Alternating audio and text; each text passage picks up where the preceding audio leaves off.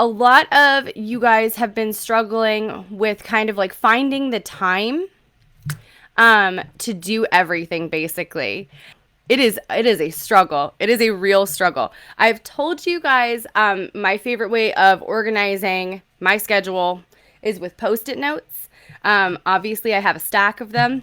Believe it or not, I was working with Jennifer, who is my team manager, and we had to do a bunch of project stuff, and we did it with Post-its. When it comes to trying to feel like you have to do it all, you don't. That's my big talk, big idea for the day is it feels a lot like as bloggers, as business owners, there's a million different pieces of pressure. And one of the biggest things that I know that I felt early on was with social and everything. Making sure that I was posting on Facebook and Facebook page and into groups and interacting in other people's groups and being on Instagram and being on Twitter. All of that stuff felt like it was piling up. And I didn't even start talking about products or email at that point. Like, this is just like baseline blogger stuff. And it felt super overwhelming, obviously, because it is super overwhelming. It's a lot. It's a lot to take on. So there are a couple of things that you can let go. You can let go of. I recommend highly picking one form of social media to start with, and then expanding on that. If you know that your people are on Instagram, go be on Instagram. If you enjoy being on Instagram, chances are your people are on Instagram. You should be on Instagram. If you enjoy being on Facebook, if your ideal clientele are on Facebook all the time, you should be on Facebook. And this is what I've recommended to some of my other clients when they're like, I spend way too much time on Facebook. I'm like, I get it. I set up a timer on my phone. Now, I think that you can still do this on iPhones. This is an Android. Everybody hates me for it. That's okay. But I think that you can still set this up on iPhone. Are timers that you can set up so that you can only spend a certain amount of time each day per app. So I have those timers set up for Instagram, Facebook, and TikTok. Because if left to my own devices, I would spend way too much time on all of them. All of them. So having that kind of like an external, like once that timer, call it a half an hour. Once that half an hour timer is up on my phone, it will block my access to that app.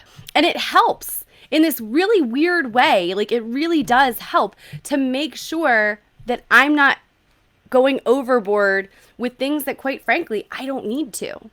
That's the bigger thing is what good is spending all of that additional time on X, Y, and Z platform if it's not moving you forward? I'm so far behind right now, feeling guilty that I have to scale back. Janie, we're going to break this down a little bit. Why do you feel behind? What do you feel behind on? What does feeling behind look like for you? And what does feeling guilty about that look like for you? Is that something that comes up? Because in my world, I would be self-imposed in my head. If I didn't make a blog post every single day, I was behind. If I didn't make a tweet once an hour, I was behind.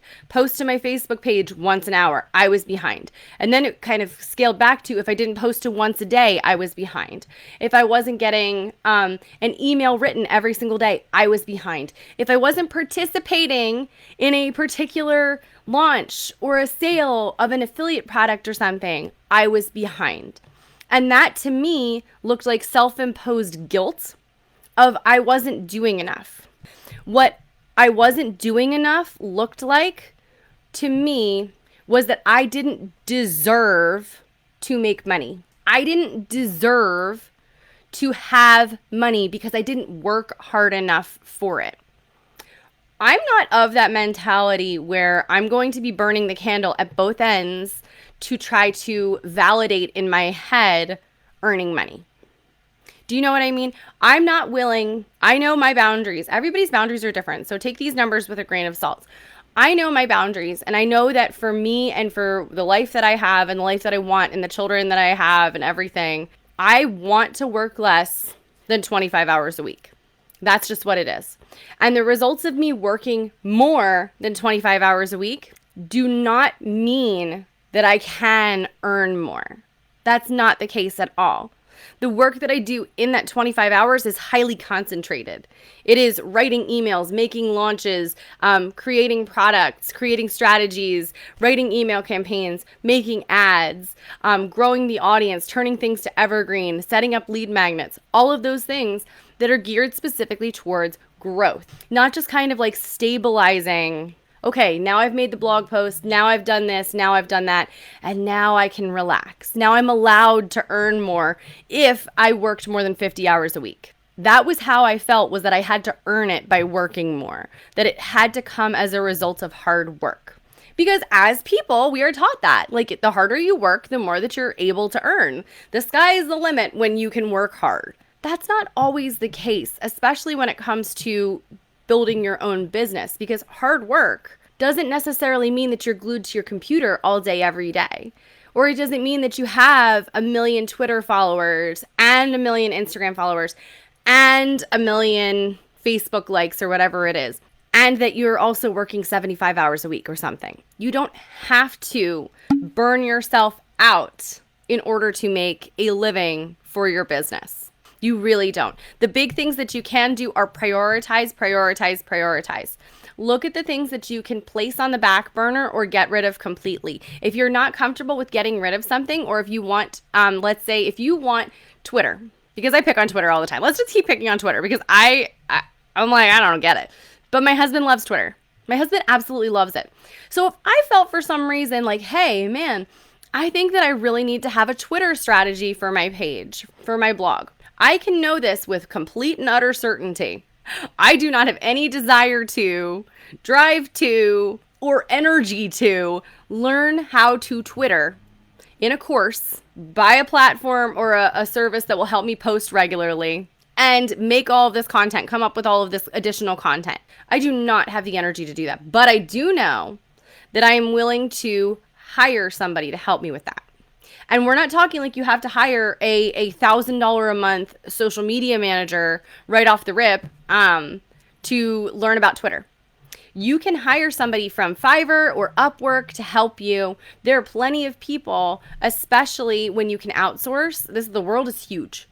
The world is huge. There are people across the oceans that are way smarter in Twitter than I am, way smarter in Instagram than I am. And I know that I would be more than happy to pay them for their knowledge so that I can stay within my parameters, my boundaries of 25 hours a week and not being glued to my phone and having the timer. And then that way, I'm still respecting my time. I'm respecting my money by not wasting my time and energy to do that. And something that I heard about outsourcing, and I want to share this to you. I want to say that I heard it from somebody who was talking about Michael Hyatt. Guys at a Michael Hyatt retreat, and he's like, I hate doing tech stuff by myself, but I don't want to pay or I can't afford to pay somebody how to do it or something. And Michael Hyatt said to him, okay, how much do you pay yourself an hour? Like, how much is your hourly rate?